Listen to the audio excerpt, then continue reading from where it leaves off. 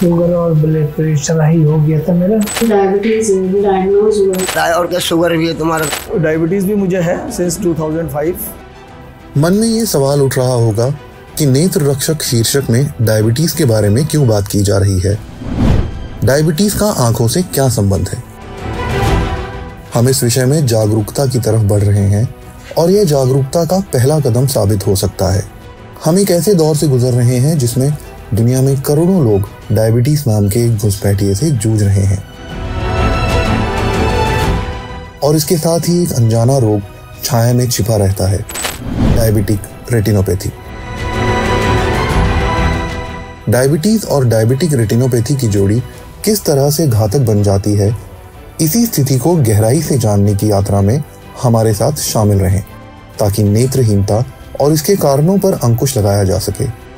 जानते हैं उन लोगों की कहानियां जिनकी आंखें डायबिटीज के बुरे असर की गवाह हैं। एक अदृश्य लोभी। डायबिटिक रेटिनोपैथी डायबिटीज से उत्पन्न हुआ एक हेल्थ कॉम्प्लिकेशन है। इसे कॉम्प्लिकेटेड इसलिए भी माना जाता है क्योंकि ये शांत रूप से बिना किसी चेतावनी या सिम्टम्स के गंभीर नुकसान पहुंचाता है। जब तक इसके सिम्टम्स पता लगते हैं अक्सर देर हो जाती है। आइए डायबिटीज से होने वाले कॉम्प्लिकेशंस पर गौर करें।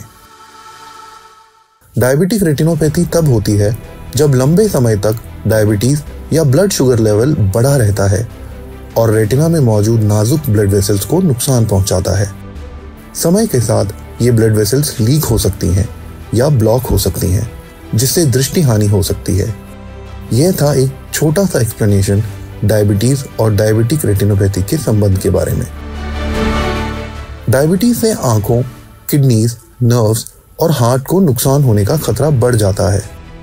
डायबिटीज से हार्ट और किडनी कॉम्प्लिकेशंस के बारे में सब ज्यादातर अवेयर रहते हैं, लेकिन इसके आंखों पर पड़ने वाला असर अननोटिस्ड रह जाता है। हर साल 14 नवंबर वर्ल्ड डायबिटीज डे के रूप में मनाया जाता है ताकि डायबिटीज के कारण होने वाली हेल्थ कॉम्प्लिकेशंस के बारे में जागरूकता बढ़ाई जा सके। 14 नवंबर बेसिकली वर्ल्ड डायबिटीज डे कहा जाता है इसको। ये इसलिए बनाया जाता है कि हम लोगों तक चीज़ों को पहुंचा सकें, लोगों को बता सकें कि डायबिटीज़ बहुत बड़ी प्रॉब्लम है और इसकी वजह से आपको बहुत सारी बीमारियां हो सकती हैं। इंडिया स्पेशली इसलिए डायबिटिक कैपिटल कहा गया है क्योंकि यहाँ पे लोग डायबिटीज़ का उस तरीके से ध्यान नहीं रख पाते। देखिए, डायबिटीज़ का सबसे ज़्यादा असर जो है वो सबसे पहले आँखों पर ही आता है। जिन लोगों को ब्लड प्रेशर साथ में होता है, जो हाइपरटेंशन के पेशेंट्स होते हैं, उनको सबसे ज़्यादा प्रॉब्लम आइज़ में ही आता है। वो उसकी शुरुआत ऐसे हो सकती है कि हमारी आंखों में जो है वो खून आना शुरू हो जाता है, ब्लड के धब्बे आ जाते हैं हमारे आँख के पर्दे के ऊपर, जिसकी वजह से हमें सामने ब्लैक स्पॉट्स या मच्छर जैसा या मक्खी जैसा चलता हुआ दिखता है। जहाँ भी हम देखते हैं वहाँ पे ये सब चीज़ें दिखती हैं। और उसके बाद जो लोग बहुत सालों से जिनको शुगर है, जो डायबिटीज़ का ध्यान नहीं रख रहे हैं, अनकंट्रोल्ड डायबिटिक है, उनको आँखों में सबसे ज़्यादा प्रॉब्लम आती है और ये बहुत डेंजरस है। क्योंकि मेरे पास बहुत सारे पेशेंट्स ऐसे आते हैं जो वो दवाई ही नहीं ले रहे हैं डायबिटीज़ को कंट्रोल करने की। उनको बस यही रहता है कि अगर हम दवाई लेंगे तो हमें आदत पड़ जाएगी दवाई की, तो हम दवाई नहीं लेना चाहते हैं। और कोई एक्सरसाइज नहीं करते हैं, कोई भी वॉक वगैरह नहीं करते हैं, जो फूड हैबिट्स हैं उनको ठीक नहीं रखते हैं। तो बहुत लंबे टाइम तक जो ऐसा कर लेते हैं उनकी आंखों में सबसे ज़्यादा परेशानी आती है। और सिर्फ खून के धब्बे जो मैंने बताया वही नहीं होता, उनके पर्दे में सूजन आ जाती है, मैकुला एडिपा जिसे हम कहते हैं। और एक टाइम पे आके बहुत लंबे टाइम तक अगर हम ध्यान नहीं रखते तो हमारा रेटिना भी डिटैच हो सकता है, पर्दा गिर सकता है, जिसकी वजह से हमारी आँख की रोशनी जा सकती है। डायबिटीज हमारी आंखों पर किस तरह अपना असर डाल सकता है, ये समझने के लिए आंख की बनावट को समझना जरूरी है। रेटिना कैमरे में एक फिल्म की तरह है जो दृश्यों को कैप्चर करता है और ब्रेन को सिग्नल्स भेजता है। डायबिटीज होने पर ये सिग्नल्स डिस्टॉर्ट हो सकते हैं, जिससे देखने की क्षमता पर बुरा असर पड़ सकता है। देखिए, रेटिनोपैथी पहले हमें समझना होगा कि होता क्या है। रेटिनोपैथी का मतलब ये होता है कि आपके रेटिना के ऊपर जो ब्लड वेसल्स है वो लीक कर रही हैं, ब्लड के स्पॉट्स मिलेंगे रेटिना पे, साथ के साथ उसमें से जो ब्लड या प्लाज्मा आपका ऊज आउट होता है वो रेटिना की जो डिफरेंट लेयर्स होती है उनके बीच में जाके एक्यूमुलेट हो जाता है, जिसकी वजह से वहाँ पे सूजन आने से पेशेंट को धुंधला दिखना स्टार्ट होता है। अब वो रेटिनोपैथी कुछ भी हो सकती है, डायबिटिक भी हो सकती है, हाइपरटेंसिव भी हो सकती है, ठीक है। डायबिटिक रेटिनोपैथी में क्या रहता है कि शुगर अगर आपकी कॉन्स्टेंटली हाई है, लॉन्ग टर्म से चल रही है, तो वो पर्दे पर जब असर दिखाती है तो पर्दा यानी कि आपका जो रेटिना होता है, just acts like a film of the camera. जैसे पुराने ज़माने में कैमरा होते थे, हम कहते थे कि उसमें पीछे फिल्म होती थी जिस पर पिक्चर छपती थी, तो सेम आपकी आँख का रेटिना है, उस पर फोटो छप रहा है। तो आपको अगर कुछ भी क्लियर देखना है, आपका आगे का लेंस भी साफ़ होना चाहिए, अंदर का जेल भी साफ़ होना चाहिए, और पीछे पर्दा जिसकी हम फिल्म की बात कर रहे हैं वो भी नेगेटिव भी आपका क्लियर होना चाहिए, तभी इमेज अच्छी बनेगी। तो बेसिकली जब शुगर का असर आने लगता है तो ये धीरे धीरे सारा ब्लड वेसल्स ऊज आउट होती हैं, जिनसे वो रेटिना का जो सेंटर पार्ट होता है वहाँ पे सूजन आनी स्टार्ट हो जाती है, जिसकी वजह से पेशेंट को धुंधला दिखता है। डायबिटीज और डायबिटिक रेटिनोपैथी से कारगर जंग में यह स्पष्टता बहुत जरूरी है। जागरूकता और जानकारी सबसे बड़ा हथियार है। मिशन नेत्र रक्षक के अंतर्गत क्यूरेबल ब्लाइंडनेस से जूझ रहे लोगों के आंकड़ों को कम करने के लिए गूंज अनुभव की। उत्तर प्रदेश के बिजनौर निवासी अब्दुल कुछ साल पहले तक सऊदी में सेल्स की जॉब कर रहे थे। अपनी पोती का चेहरा देखने और उसकी अटखेलियों को अपनी गोद में समेटने की इच्छा से ये दिल्ली से मुंबई के सफर के लिए रवाना हुए, और फिर कुछ ऐसा हुआ जिसने इस खुशनुमा माहौल में बाधा डाल दी। ये शुगर और ब्लड प्रेशर हाई हो गया था मेरा, तो 2 साल पहले मुझे मैं बम्बई जा रहा था, एयरपोर्ट पे बैठा था। मैं अपनी बेटी को देखने के लिए जा रहा था हॉस्पिटल में। ऐलान हुआ कि 3 घंटे लेट हो गई फ्लाइट, मतलब तो 7 बजे का ऐलान हुआ। तो बस इस दौरान जो है मुझे दिखना बंद हो गया, तो आंखों में सूजन और पर्दे पे सूजन आ गई, शुगर और ब्लड प्रेशर हाई होने की वजह से। बहुत सारे पेशेंट्स ऐसे आते हैं जिन्हें पता ही नहीं होता, उनको बस ये लगता है कि हमारा नॉर्मल विजन लॉस हो रहा है। हम वो चश्मे की दुकान पे जाते हैं, नॉर्मल चश्मा बनवा लेते हैं और डॉक्टर से कंसल्ट ही नहीं करते हैं। लेकिन जब वो हमारे पास आते हैं और जब उनको टेस्ट करते हैं और जब उनके पर्दे की जांच करते हैं, तब हमको बताते हैं कि ये बहुत मेजर पोजीशन पे पहुंच चुका है और उनको तुरंत अपनी डायबिटीज़ को भी कंट्रोल करना पड़ेगा। वहाँ जे हॉस्पिटल में चेकअप हुए हैं हमारे, और एक बच्चों वाली हॉस्पिटल है बहुत बड़ा, वहाँ भी हॉस्पिटल में हुए। डायबिटीज़ का तो पहले से ही पता था, लेकिन बाद में जब ये ऐसे हालात भी हो जाएंगे शुगर से, ये नहीं मालूम था मुझे। जो है 8 इंजेक्शन मेरे आँखों में लग गए और अभी आँखों की धुंध नहीं जा रही। बेसिकली सबसे बड़ा प्रॉब्लम आता है हाइपरटेंशन और शुगर का साथ का कॉम्बिनेशन। जो लोग ध्यान नहीं देते हैं, उनको लगता है कि चलो ठीक है, नॉर्मल बीपी 140-150 तक ही जा रहा है, हमें दवाई की ज़रूरत नहीं है।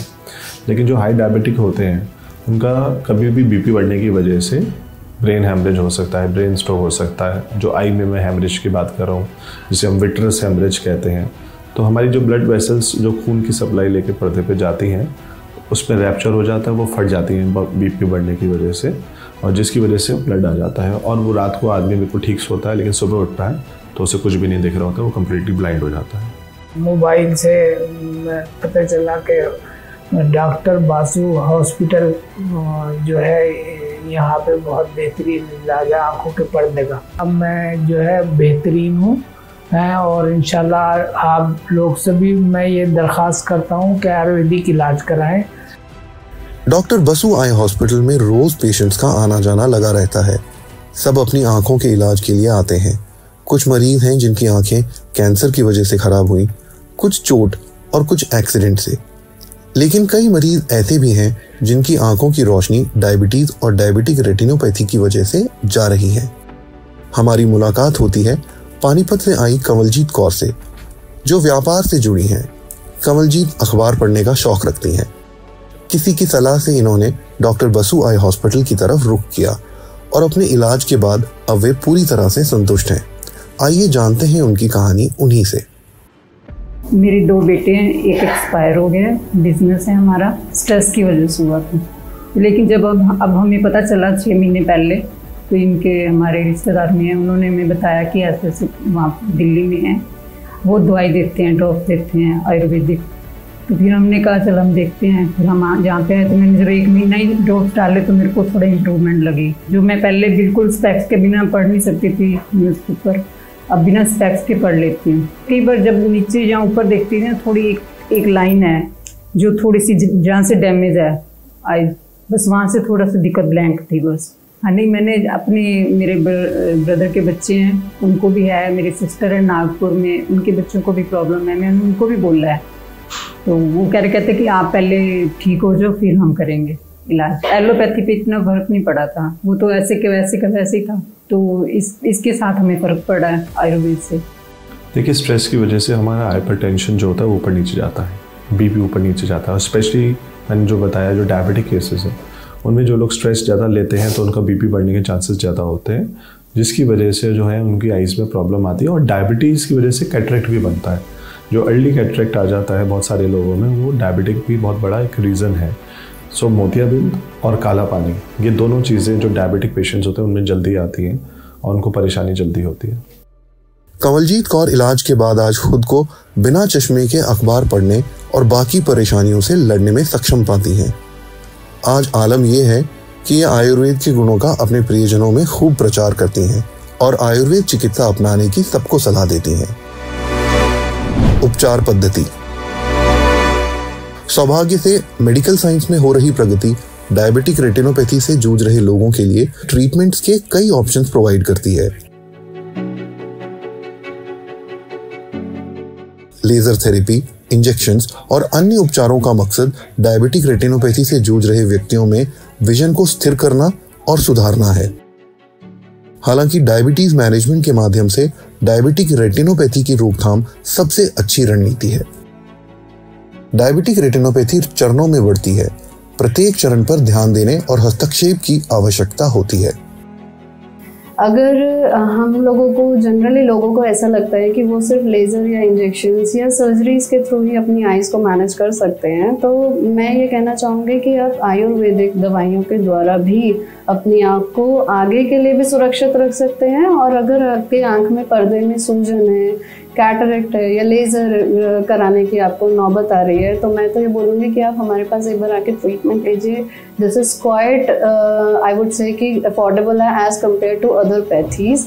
और साथ के साथ आपको बहुत प्रॉमिसिंग रिजल्ट्स मिलेंगे। ना कोई इन्वेजिव ट्रीटमेंट है, आँख में कोई डैमेज नहीं होने वाला, ना कोई इन्वेजिव ट्रीटमेंट है। आपको ये डर भी नहीं है कि मेरी आँख के अंदर कोई इंजेक्शन लगा रहा है या मेरी आँख के पर्दे को जलाया जा रहा है। This is quite safe herbal treatment है, WHO GMP सर्टिफाइड मेडिसिन है हमारी। तो जब आप इसको एक्सपीरियंस करेंगे then only you get to know कि yes you are at the safer hand.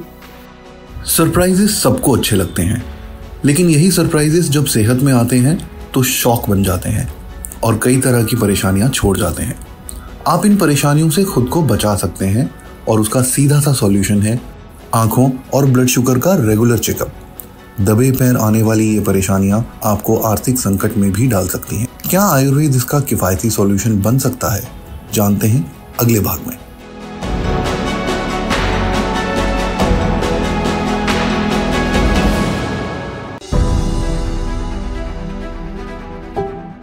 Bharat में कई किस्म की चिकित्सा पद्धतियां प्रचलित हैं, जैसे आयुर्वेद, नेचुरोपैथ और होम्योपैथ, लेकिन हम ज्यादातर एलोपैथ की ओर रुख करते हैं। कहीं ना कहीं ये ट्रीटमेंट्स महंगे और नाकाफी महसूस होते हैं। कॉर्पोरेट कंपनियों के बड़े पैमाने में हेल्थ सेक्टर में मौजूद होने के बावजूद एलोपैथ मेडिसिन में खासा रिसर्च भी किया जा रहा है, जो काफी असरदार और इफेक्टिव भी हैं। लेकिन साइड इफेक्ट्स के टैग से ये नहीं बच पाते और साइड इफेक्ट्स के एरिया में आयुर्वेद को साइड इफेक्ट्स रहित उपचार के लिए सराहा जाता है। देखिए, सबसे बड़ी प्रॉब्लम जो है वो है कि जिस लेवल पे आई की प्रॉब्लम्स बढ़ी, जैसे मैंने बताया था कि 7 करोड़ लोग डायबिटीज़ से प्रॉब्लम कर रहे हैं और ऐसे ही अलग अलग बीमारियां हैं जिसमें करोड़ों लोग जो है उनकी आंखों में प्रॉब्लम है। लेकिन क्योंकि लैक ऑफ डॉक्टर्स, उतने डॉक्टर्स उन तक पहुंच नहीं सकते, तो हम आयुर्वेद को पहुंचा सकते हैं, अपनी दवाइयों को उन तक पहुंचा सकते हैं। क्योंकि इकोनॉमिकली ये जो मेडिसिन है वो सस्ती हैं, हर कोई इसे अफोर्ड कर सकता है। रूरल से लेके अर्बन तक कोई भी इसे अफोर्ड कर सकता है और घर बैठे आप अपना ट्रीटमेंट भी कर सकते हैं। तो आपको बहुत ज़्यादा इसके लिए टेस्ट और ये सब चीज़ें नहीं करानी पड़ेंगी जो लोग अफोर्ड नहीं कर सकते हैं। क्योंकि इन दवाइयों को कोई साइड इफ़ेक्ट नहीं है, तो आप आराम से घर बैठे से यूज़ कर सकते हैं। आपको मालूम है कि R&D में बहुत ज़्यादा एक्सपेंसिव होता है और बहुत पैसे खर्च होते हैं, तो अगर इसमें गवर्नमेंट की तरफ से हेल्प मिले तो हम इसको इस पर और भी R&D कर सकते हैं। जैसे बहुत सारी जो बाहर से मेडिसिन आती हैं वो क्लिनिकल ट्रायल होके आते हैं, उस पर रिसर्च होके आता है और जिसको हम यहाँ प्रिस्क्राइब करते हैं।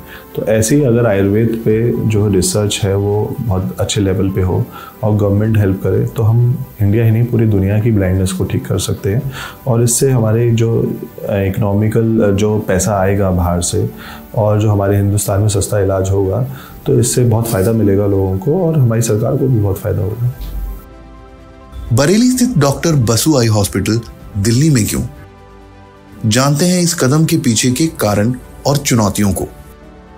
देखिए, दिल्ली एक कैपिटल सिटी है पूरे हिंदुस्तान के लिए और यहाँ पे कनेक्टिविटी इश्यूज भी इतने नहीं हैं। And specially when you move to Delhi तो आपको हर स्टेट से लोग यहाँ पे दिखेंगे।